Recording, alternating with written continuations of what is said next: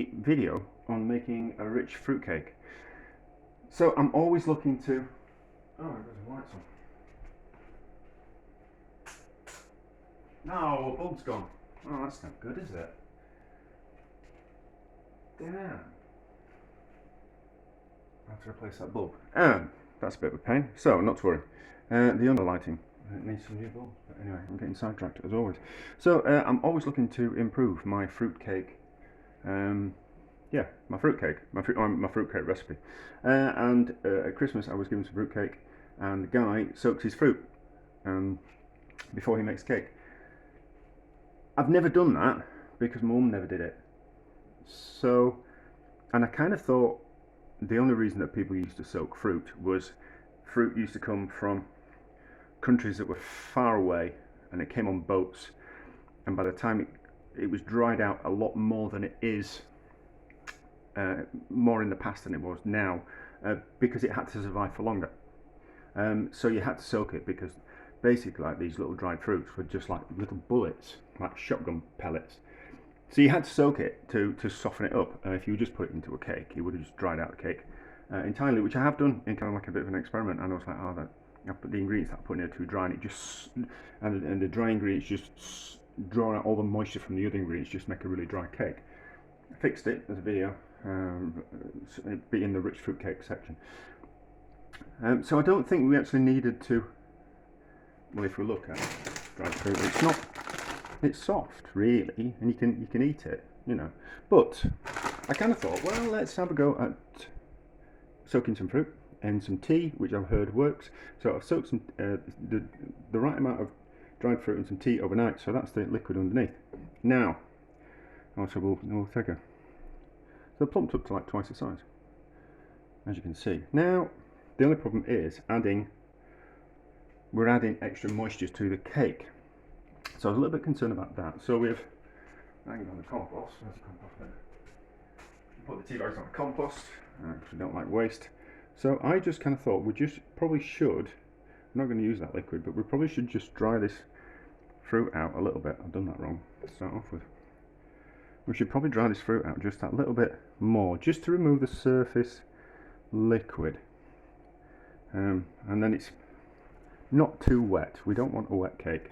And then I was thinking it probably will have affected the amount of fruit that we can put in the cake as well, because this will now weigh more because it's soaked up the liquid. So I probably should have done a little bit of research, but not really into that. I'm not really into reading. I watch videos, but never been a big reader. I'm much rather just work things out for myself. And generally the questions that I want to ask aren't answered in books or on the internet. Hence why I do lots of videos of me faffing around things. As you can see, there's quite a lot of liquid coming out of that. So we want to spill the fruit everywhere. That's what we really wanted to do, wasn't it? And we'll weigh this fruit. We'll weigh this fruit as well before we put it in the cake. So might even give it a bit of a squeeze. Let's give it a bit of a squeeze and see what happens. Didn't want this to be a long video. I thought we could just crack on with it, but here we are, eh? I see all that liquid's coming out. You can hear it. You can also hear the fridge, can't you? You can hear that liquid coming out. So we don't want all that liquid in. Don't want it all in the cake. In fact, I'll tell you what I'll do. I'll dry my hands, and then we'll have a look in the Bureau book and see what the Bureau book says about soaking fruit, and if we have to squeeze out the excess liquid from the fruit. Dry my hands, get out the Bureau book. I'll pause. Right, so the Bureau Christmas cake doesn't mention anything about soaking your fruit at all. So let's go with my instincts. Let's go with my instincts on that. Of soaking it and then spilling all that liquid everywhere. So that'd be right.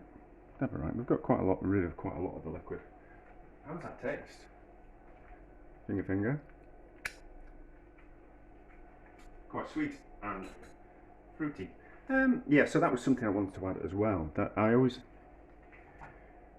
noticed that some of my fruitcakes were a little bit sweet, and so sultanas and raisins come with a sugar glaze on them to give them a bit of protection, stop them from drying out too much. So maybe by soaking in some liquid, we get rid of some of that sugary glaze. Probably nice actually. I'm really a fan of things that are a little bit overly sweet, so I can go in there and make a mess of my cloth. Not to worry. I worked last night. This is my excuse for making mistakes. I worked and then I came home and I can't just go straight to bed. I need a bit of time to wind down. Right, so this is a 3-egg cake mixture, and then we have, oh, I never weighed it, didn't I? And then I weighed, and then it's a £1.5 worth of fruit. Oh, it's okay, is that? That looks okay. I mean, I suppose the alternative to this is to soak. If this is too wet, then we can know what we can do is we can soak some of the fruit, maybe like half the fruit, and then add the moisture that way and get rid of some of the sweetness that way. Maybe. So, need a better spatula as well. So I've triple lined this loaf tin. I'll do the recipe in the description. I'm just using dried fruit. I normally put in all kinds of other things into my fruitcake, like some dried peel and some candied cherries. Not dried peel, but candied peel and anything that I've got kind of around the house. But I haven't got any of those things at the moment. Well, I have, but I can't be bothered. I've got some cherries, but I'd rather use those up on a function, actually, rather than put them in the cake, which is just something that's can sit in the cupboard and mature. Anyway, it looks okay, doesn't it? So that in the oven was going for about 140 for about 3 hours, something like that. I'm making other cakes as well, so I'll be able to do a comparison. But that will, licking my fingers like an animal. So we're doing some other cakes as well, so I'll be able to do a comparison.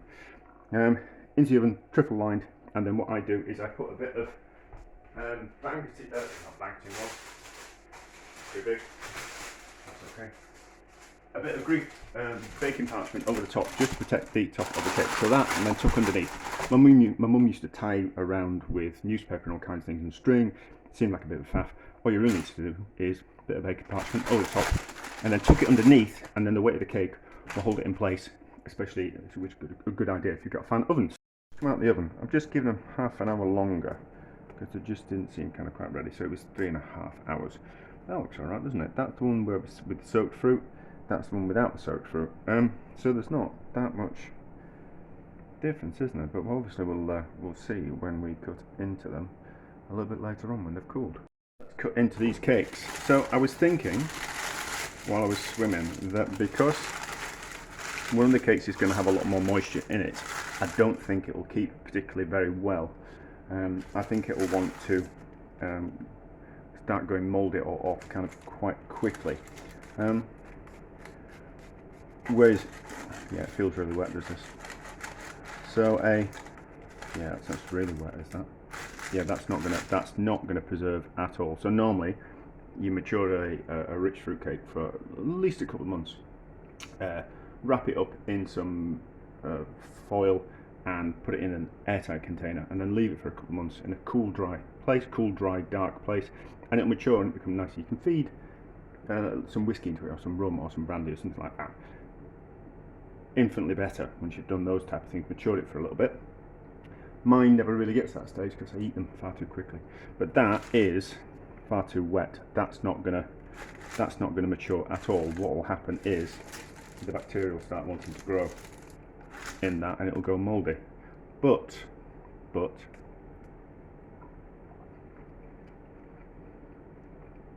tastes nice. It tastes nice. That's lovely, is that? That's lovely. And I mean, unfortunately, so I think it's a bit pointless soaking your fruit unless your fruit is particularly very dry. but it's made a nice cake. I'll just have to eat that straight away, and probably keep it in the fridge rather than in a cake tin. Now, let me just pause. I had a go at making some cakes using ghee instead of butter. I also made one out of lard as well. And what I found was that so butter isn't 100% fat. Butter is about 80% fat and 20% whey. And what I found was that if I made a cake with whey instead of butter, it didn't rise as well. And I was like, oh, that's obviously got to be down to the liquid that's in the butter. And then I repeated the experiment, or did I do it the other way around? I can't remember, but I did it with lard, and I added an extra amount of water to the lard. So if I was using 100 grams worth of, 80 grams worth of lard, I made it up to 100 grams to compensate for the fact of there being no liquid in the lard as opposed to there being liquid in the butter. And I found that the cake rose more. So I did it, 2 experiments. I did it with some added water and without some added water, and the one with water rose. So I kind of deduced from that was that we could, if we wanted to put another kind of liquid into a cake, so oh, that was strange. Oh, that's probably down to my hands heating up the what we call it, the container, and expanding the air on the inside. That was interesting, wasn't it? Oh, there we go. That was interesting. So I was kind of thinking, so if we wanted to add add more flavour liquid-wise to a cake, what we could do is we could use ghee in a cake, and then that would, if there was extra liquid, then we could take that 20% of liquid weight of the butter that we haven't got from the, that's not making much sense, but we could add another liquid if we were using ghee, so we could like an alcohol, or put more milk in, or something along those type of lines to kind of compensate for the I'm not making much sense. I know what I'm talking about. So I could have used ghee in that, and it would have not become as wet because of the there being there was liquid in the butter rather than if I was to use ghee. But anyway, that's my own meanderings, but it's nice. It's just I can't see the point in soaking your fruit. It just seems utterly pointless unless you've got some fruit that's really dried out. But anyway, there we go. A success, because we found something out, didn't we?